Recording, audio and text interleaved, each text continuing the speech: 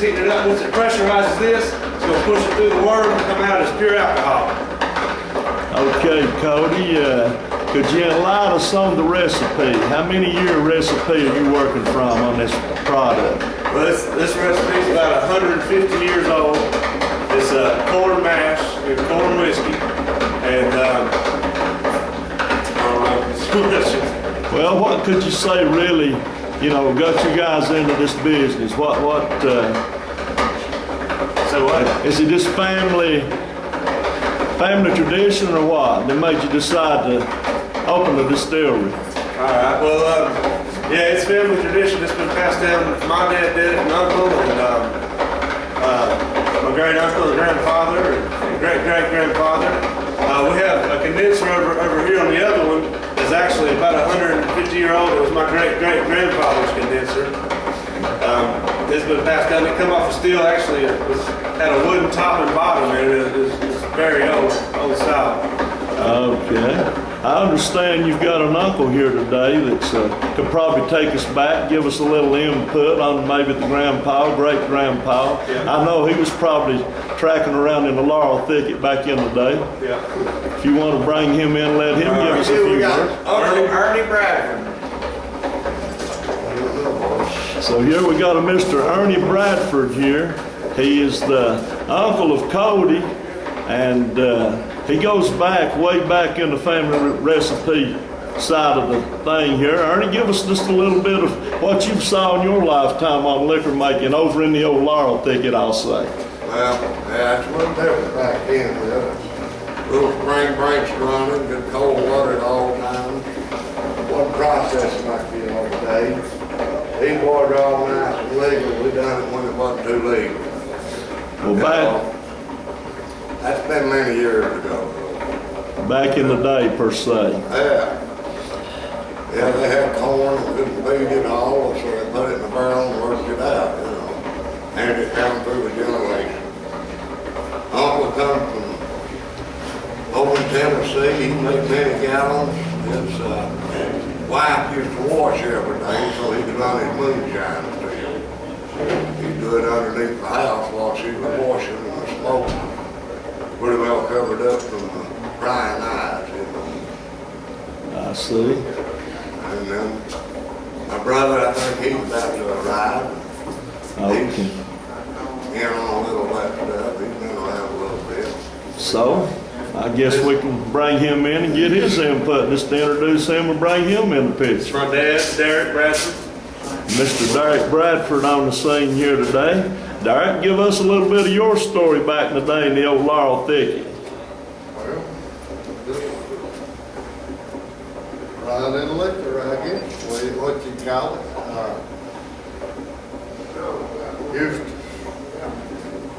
Old man used to go from Frank Bradford's every Saturday night. Couldn't never figure out what he'd done down there. We'd hear a shot from a 22 every once in a while go off. That meant to come on the mountain where you're running. If you didn't hear the shot, just hang around.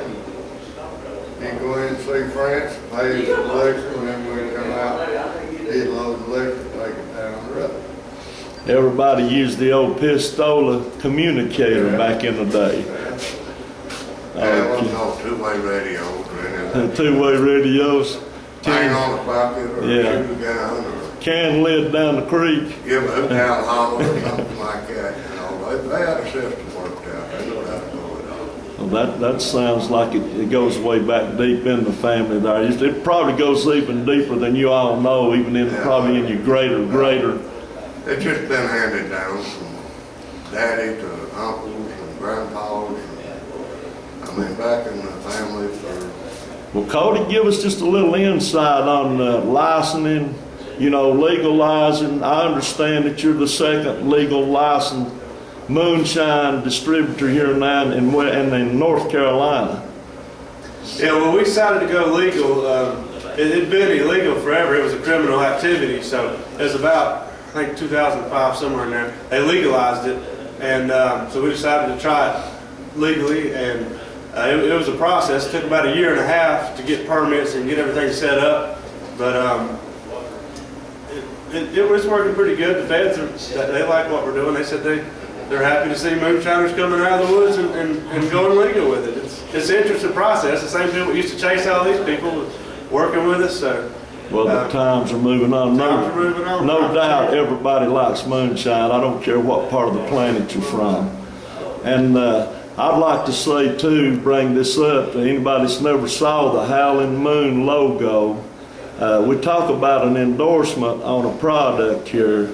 The legendary Mr. Raymond Fairchild, I mean, probably the greatest in the banjo field, in the country music, bluegrass music that will be known in this country and probably really around the world.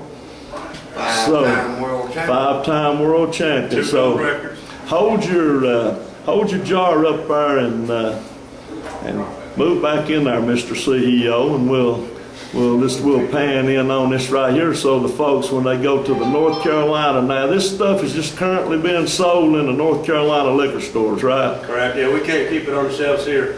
I mean, now you are currently fixing to do another still. Correct.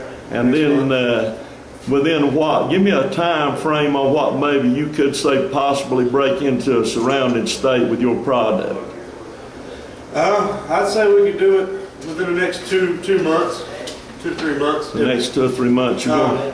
The thing is every time we make more, we sell it here in North Carolina. So we hadn't capped out here yet. So if things go the way they go now, in 2 or 3 months we could be in Tennessee or South Carolina is what we're looking at. But if people keep buying more and more the way they're doing right now, I don't know where it's going to be in North Carolina. An issue of product meeting demand. Yeah. Okay, I guess other than the thump keg, it's probably about ready to produce some of that good old what you call you here at Western North Carolina. We could wrap this up and maybe move over and see the worm do its thing. All right. Okay, I just want to say thank you all. It's been great today coming out here and visiting, and maybe we'll do this again. Thanks for coming. Thank you. Go for it. Go for it. Okay, folks, my name's Raymond Fairchild.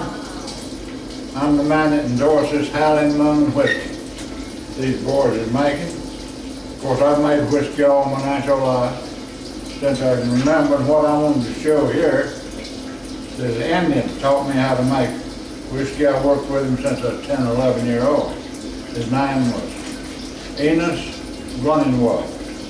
And right there was his liquor proofer. He made a case to put it in and whittle it out of poplar. And never did use the proofer. I don't know what he wanted that, but he carried it all the time. You ever see one of them? Well, I've seen them, but maybe not in exactly this case or something, but the old timers used them, they proved it up, and then they didn't want to cut it down. Yeah, you can tell that's an old case. Yeah. You need to soak this. Yeah. It needs to be swelled back before you lose it. Yeah. Okay. And then, All nice. right here, we've got Brother Bradford with us, and he can tell you more about this jar than I can. Back in the bootlegger days, that's what they call the bootlegger choice, number 13. Tell them a little bit about that. That was, it's the number 13 blue jar from the days of Prohibition, and back in the days of the moonshiners, they broke all these supposedly, but there's a few of them got by. This one's sort of been handed down through the generations. It took a lot of digging in the basement to come up with it. It was still around. It's the number 13, and it's supposed to be bad luck. They don't want to deal with this, but today we're all nice and legal, so we're going to fill this up, and Mr. Fairchild is going to put it in his museum. In Canton, North Carolina, 731 Brady Circle. The Howling. All perfect mason, blue jar. The only thing it needs is a rubber to keep it from leaking. And that jar, they want you to screw it without a rubber, no. Yeah, right. How far we can go there. Well, Raymond, why don't you tell them a little bit about your history and your wife's family? Well, my wife's father, who was Kaz McGaha, and his brother Frank McGaha, they made whiskey in the bend of the river. right on the North Carolina-Tennessee line. And they had a run-in down there with a couple of fellas, and they killed them. Mims White and Scott Brown. And they just buried him under the sill, set it back up on him. And they'd liquor on him for a year. Wore their clothes out. Wore their clothes out. They finally, somebody got drunk and spilled it out. They put them all in jail. Dad and my granddad in jail, and he talked funny, you know, he talked up. People living in First Land in this country killed, still held on to that language. And he was real, you couldn't have took a torch and stuck it to their tongue and got nothing out of it. They sent a detective in there to see if they was gonna get Cass to talk, you know. And they doped him up a cigarette and a cup of coffee. Old Malik was his name. He went up to the Cass, he said, "Looky here, Mr. McGuire. Cass has been there a year and never said howdy, never spoke to nobody. The only word he ever spoke while he was in there, he said to old Malik. Malik said, I brought you a good hot cup of coffee and a cigarette, Mr. McGuire. Cass looked at him and said, I don't smoke your goddamn coffee, drink your cigarettes. The only word he spoke. Her Uncle Frank got 60 years in prison. The rest of them they got 10 nothing on. And Frank stayed 10 years at Caledonia Farm.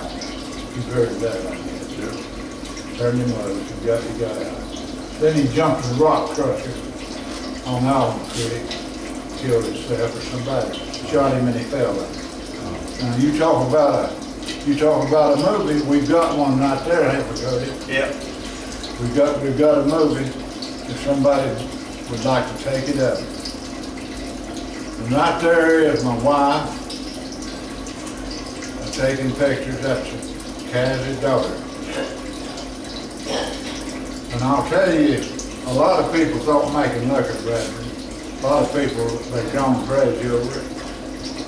And they thought it was easy work. The hardest work that's ever been done on the face of earth. When you have to dodge and use wood, a lot of people want to know why you use wood so long. The reason for using long wood is to pull it out and kill that forest. When the liquor got to running too fast. And carrying them, you've tried carrying an empty 50-gallon barrel up a hill like a shark without any light. A man that can do that is a man. Oh. That was the way it was done in the old days, though. They had to carry and hide a lot of pictures, hang it up in grapevine. You have to cut down on that. All the sugar and corn and everything, and they made their own malt.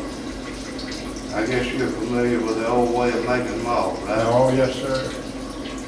They'd take it out in the barn and bury it, put it in warm in a tow sack or something, about a peck.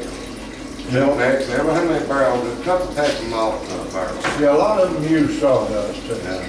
They burn sawdust.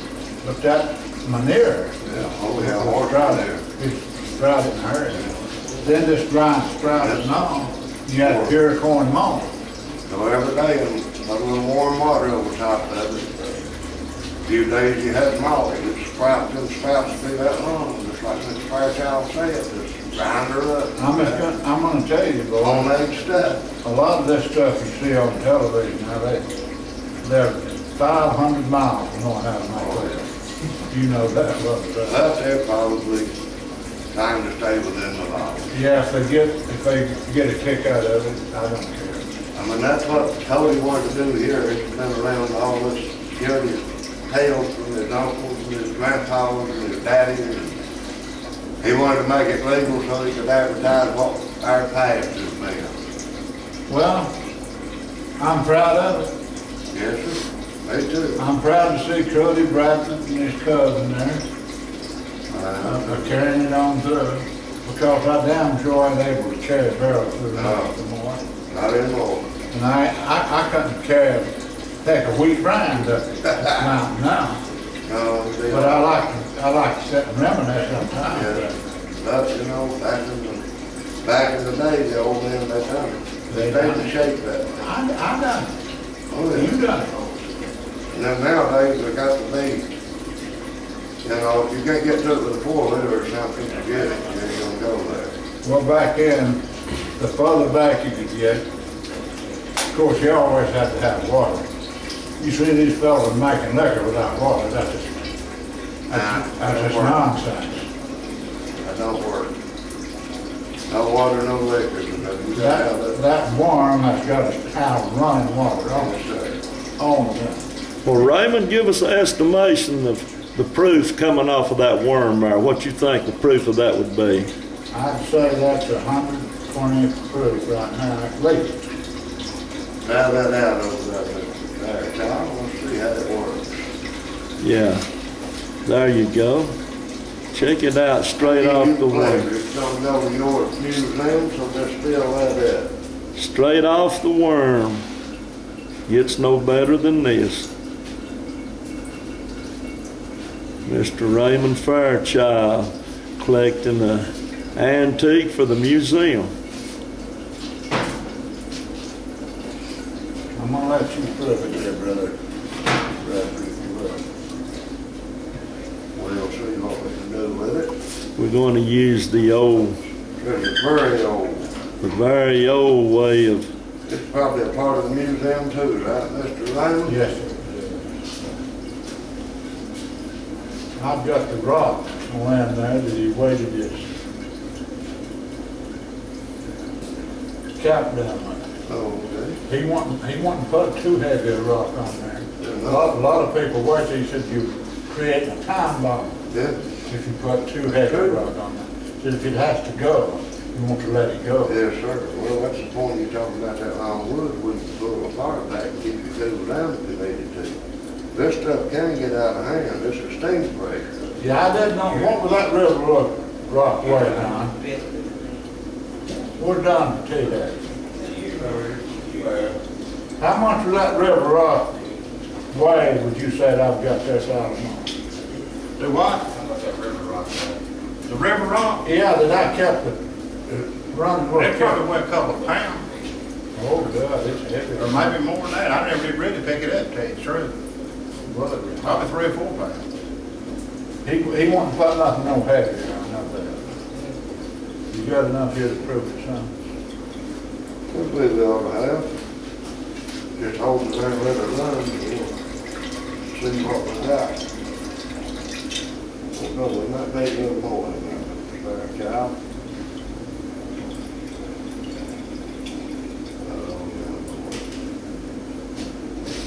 is this instrument still called the same thing today, a hydrometer? Yes. Yeah, proofing trial. I always call it a proofer. I never could say that word out of your gun. The hydrometer? But I didn't know if never did use it. I don't know what he wanted. He carried it everywhere he went. I think he slept with it. Might have been the old Western breathalyzer. It takes a minute, we run it pretty slow. You have to. Yeah, it's good. You've I got to mean, run. that's the real Liquor's thing. got to be run slow. If you're drinking liquor or selling either one, you can't think about money. You've got to think about patience. Yeah. I usually find you got to drink this liquor slow. That's pretty tough on it. In general. Is that showing anything in yet?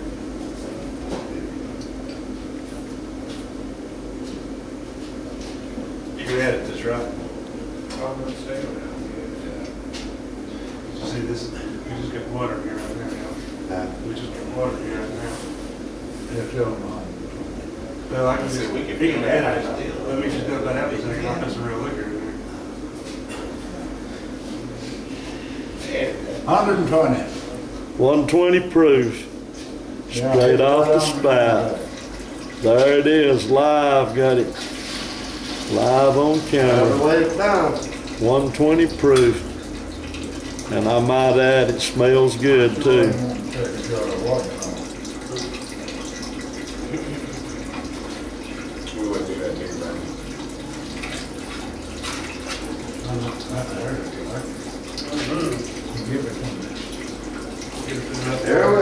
that's been around for 150 years probably. At least. What do you say at least? That's proper. It's been nice, been polished down, polished, it's broken jar. Yeah, drinking water as well, like cracking up your cold water.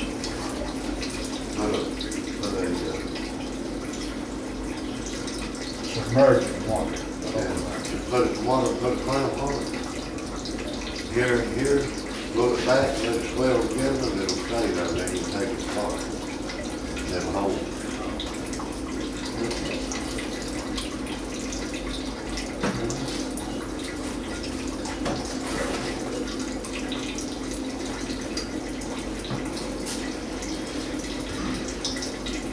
Well, What do you think? You can smell that proof. Yeah, you can smell the proof. What I was really wanting to say now, that's the oldest traditional still we're looking at now. But did you ever describe the one on this side? No, I hadn't really described it. Well, just give us a little input of the way this one over here operates. I know the cook pot, thump keg, but I mean as far as you transferring your steam back into the finished product. Set up about the same way till you get to here. This one, that's an old style steel, it's a worm, and that's traditional.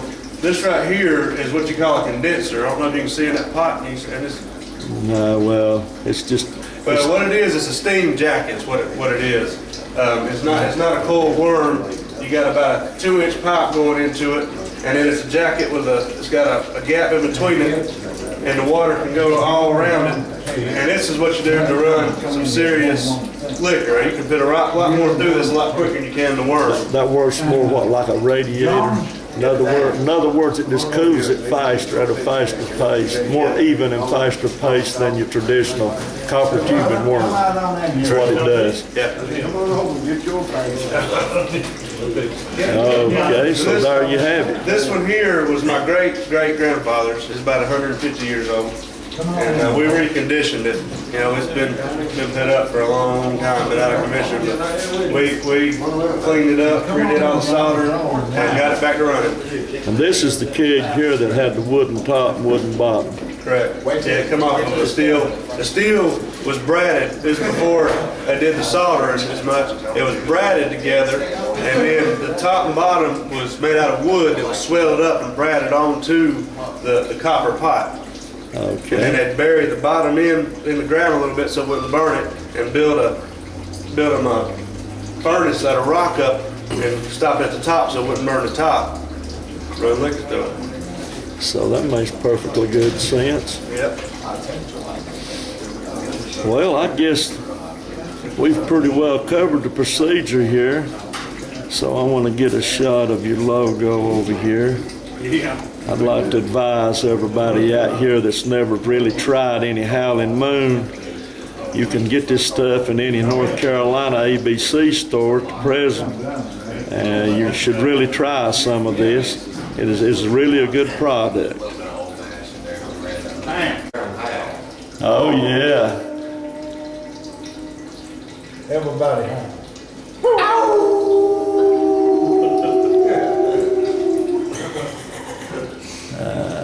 Yeah. Howling come, going to the ball and drinking moonshine and howling at the moon. And here we've got the Howl crowd. Okay. You get it, buddy? And here we've got a product. Again, I restate Mr. Raymond Fairchild, a legend in his own right. Endorsement on the label of Howling Moon. I would advise anyone that's not tried this beverage to visit some North Carolina ABC store. It is presently available.